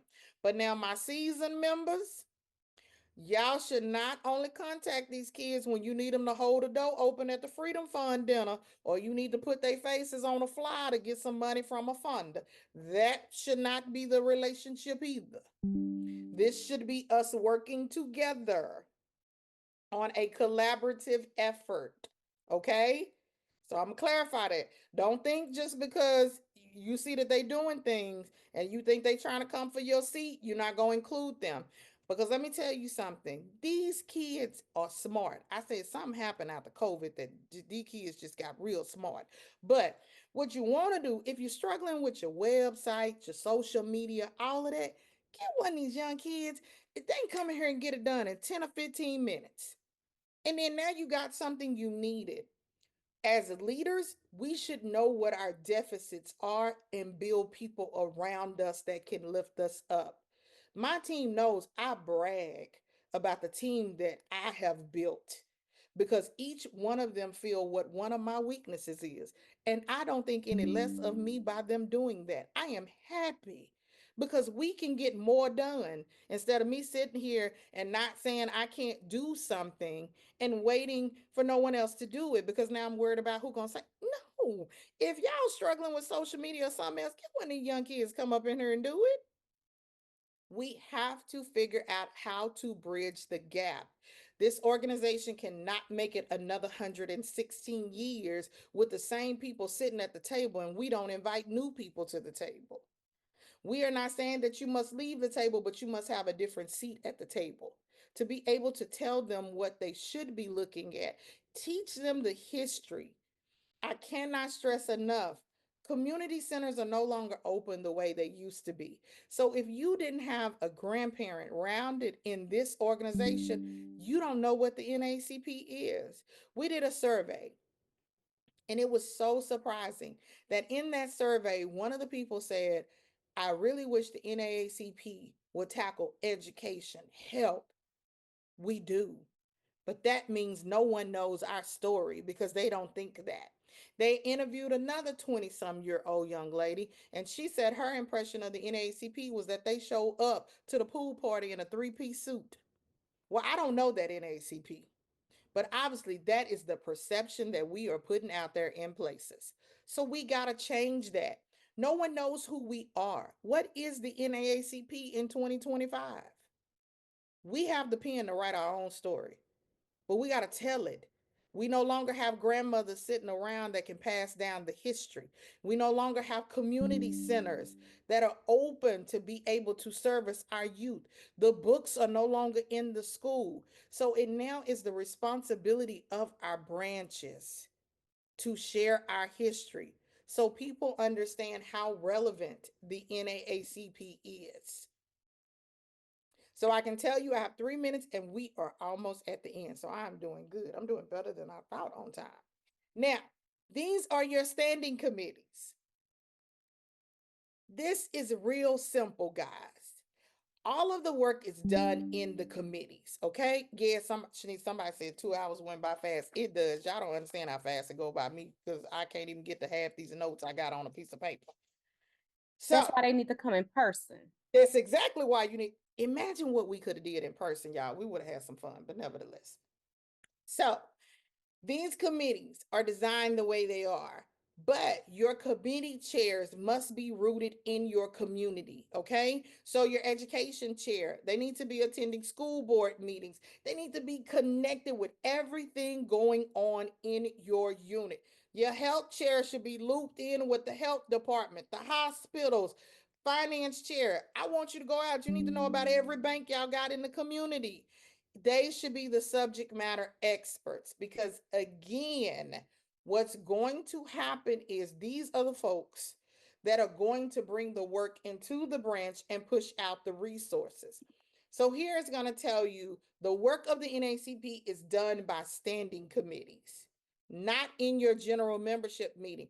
I promise you this will cut down some of the fighting y'all do in the meeting because you're trying to plan a whole branch in a general membership meeting when it should have been done in an executive committee meeting. So you got to understand the difference between the two meetings. Executive committee meeting should be happening before your branch meeting. Okay? Because, and I'm not saying on the same day, so don't leave out here talking about Erica said we got to have two meetings on the same day. That's not what I'm saying. What I'm saying is your executive committee should meet before, because if that executive committee does not meet, those committee chairs don't report out. You don't know what you're discussing in the general membership meeting because you don't know what the chairs want to do or their programs they want to put on. So I'm going to go back one slide just for you to see all these committees. Imagine if every committee chair picked 1 month or joined together and picked 1 month. They would host your general membership meeting. So in the next slide, I'm going to show you the 1 hour meeting and how it can actually happen in the branch. And let me tell you this, my grandmother used to always say, an idle mind is the devil's playground. When we are not doing work in our branches, this is when the foolish comes about. So if we truly were doing the work of the association, we would not have time for anything else. I promise you. Also, remember your committee reports should be in writing to the secretary. Writing. Now I know again, as NAACPers, we love getting up talking. Boy, ain't nothing like putting a mic in our hand and we're gonna run and talk and run and talk. But it needs to be in writing so that we can actually capture what you are doing. If there is no written report, how is anyone supposed to know? Officers, your reports must also be in writing. You're not exempt. Your report must be in writing. And let me clarify, cut down on some of these off the baby when y'all getting reports for an hour and two. Who is paying attention? And then why am I paying a membership to come to this meeting and all I'm doing is hear the same people talk every month? Not gonna happen. So, how do you know one if your unit is making real progress? You should be able to gauge your unit by this. Do you have the prerequisite members? Are you nonstop having membership campaigns? Are you bringing in new members? Have you done your year end financial report? Have you paid your assessments? Are you having your monthly meetings? And are you attending your quarterly meetings and your state conferences? That's how you know if you are making real progress. That's an easy thing to do. It's just making sure that everybody's working together as a team. So, your general membership meeting. Remember, the work of the NAACP is done in the respective standing committees, not the general membership meeting. So, remember, per our rules, committee chairs, you must have 3 members on every committee. 3. So, literally, at your general membership meetings, you should be advertising your committee meetings. It is best if you create a calendar. The secretary can ask everybody, send me the dates for your meetings. These meetings do not have to be in person, they can be virtual. But imagine if you were to put out a calendar of when these committees meet, then your members could then sign up, go to the meeting, tell you if they have interest in it. You tell the president can then put them on the committee. That's how you build your committees so that it's more than just the chair that is out trying to do the work of the committee. So the 1 hour meeting. Woo, I know y'all don't know what that is. Y'all like, what? When can the NAACP have a 1 hour meeting? Well, I'm here to tell you, you can. Now, I give this disclaimer. Now, if something done happened big in the community or something going on, your meeting might not go an hour. It might go a little bit longer. That's understandable. But you should have a standard format for your meeting. I introduce you to the 1 hour meeting. And so with this, this is where everything is tied together. And Shanita, I have a thought. Remind me to give the committee chair example because I didn't. So when I finish with this, remind me if I forget. And I'm at 7:33, so I got to hear it because I'm 3 minutes over. So the 1 hour meeting, you'll notice this meeting is called to order by the president, the person that's chairing the meeting. You would have an open exercise if desired. You would approve the agenda as it's laid out. And then when we get here to reading of the minutes, secretaries, I want to clarify this for you. Stop typing them dissertations. Minutes are too long. Minutes should be clear and succinct. All I need to know is what were the action items? Was it a vote taken? Who made the motion? Who second? I don't need to know that Larry and Betty was at the back of the meeting arguing. I don't need to know the color of the tablecloths at the Freedom Fund dinner. I need to know the action, okay? Now, the other key I'm going to give you here is secretaries, email these minutes out to the membership. Stop standing up there reading 7 pages of minutes at a meeting. Email them out. When you get to the meeting, make a motion to accept them. Are there any recommended changes? Because you've already sent them out. Now, don't send them out an hour before the meeting. Now, let me get a disclaimer. Send it out in time for people to read it, okay? But send them out. So therefore, you don't have to stand up there and read. That's going to save time. Reporter officers, we're going to limit your time on your reports because president, you don't get an hour and everybody else get 3 minutes. That's not how this works. Everybody get equal time. Officer, if you don't have a report, I still need to see on a piece of paper, VP, no report. It needs to be on a piece of paper. Give your reports. Make them succinct. Again, I don't need 32 bullets that you met with Leo yesterday. You met with this person yesterday. Is it going somewhere? Is what I need to know. Is some work being done? Now, when we come to number 5, reports of standing and special committees. Now, this is going to blow you away here. We do not need our 1722 chairs getting up at the meeting reading a report. Now, if you remember in your executive committee meeting, you, as a chair, had to provide a written report to the secretary. The secretary is now going to get up, give a report of your summarized committees. If you had no action items, we ain't reading nothing. But that is one person reading combined reports, not 17 of you standing up there talking for 10 minutes.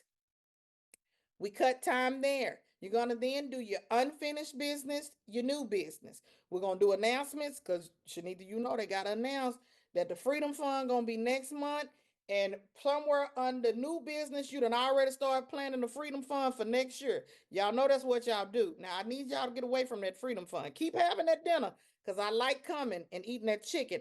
But I'm gonna need you to have some more fundraisers. Is what we're gonna need to do. We gotta get some new fundraisers going here.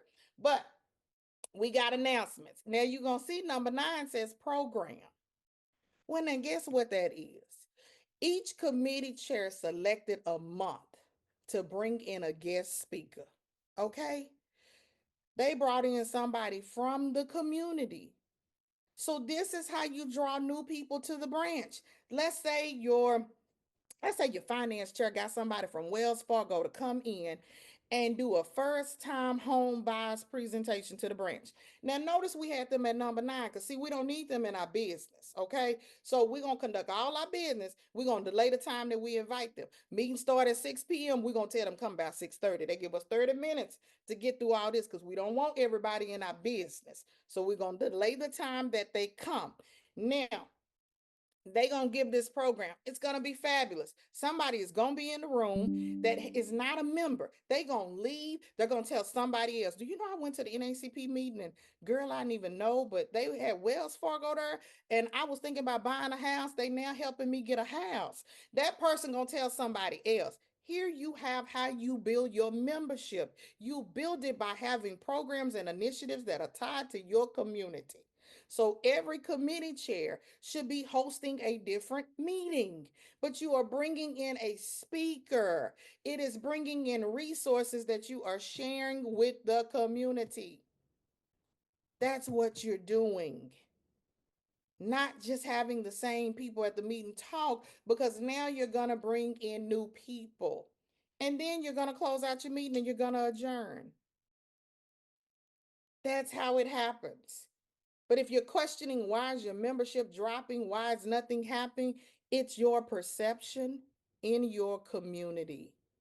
And I'm sorry, but the perception is that all people do is come to your meetings and all you do is argue with each other and nothing is happening. So I also leave you with this that I didn't give you the example of. No committee chair should be working alone. So let's use the example quickly because I am 9 minutes over. on that, let's say that your education chair found out about some children in a community were being suspended. African American students were being suspended at a high rate. Your education chair went to the school, did a meeting with the principal, and determined that African American students was the lowest demographic at the school. That means we got a problem. Well, your education chair was doing their job. They brought the issue back. They reached out to some members in the community, some parents. They told them that their kids had also been suspended. But as they started to really investigate and look at the school, they determined that this school used to be a Title I school that used to get free lunch. Well, this is a very low income community. So your education chair now is going to partner with your health chair as well as with your community coordination chair. We're then going to look at, is there a community center or a program or a partner we have that we can start providing meals to these kids after school, whether we use the community center or something else. We're also going to look at, because this is a low income area, are there health issues going on? I give you the example of how every committee can work together, but they're working for the good of your community and in the branch. So I say to you again, the devil's playground is an idle mind when we're not doing the work. There's too much work for us to get done in this organization. So I thank you for staying on 10 minutes after. It's 10 minutes after, so I don't want to hold anyone. I know I saw some people putting in the chat they were hungry. I'm hungry too. So we're gonna all go have dinner. But I'm gonna remind you that again, this training should be in person. And we have to get back to where, as the young people say, we outside. In AACP, we got to get outside because our community is outside and they need us. So no, again, I will answer every question in the Q&A. This is recorded. The questions are recorded. I will get you answers to your questions. Shanita, if you haven't already, you probably have. Just make sure to drop our email addresses in the chat as well, just in case if anyone needs to send us an email. Thank you again for all of the work that you do in this organization. Know that it does not go unnoticed. And as I tell my team, we are no longer giving you Jack in a Box and Taco Bell service. We are now giving you Marriott and Hilton. And I hope that you start to see the difference in what you get out of the national office. Thank you for staying on with us. Thank you for continuing to do the work.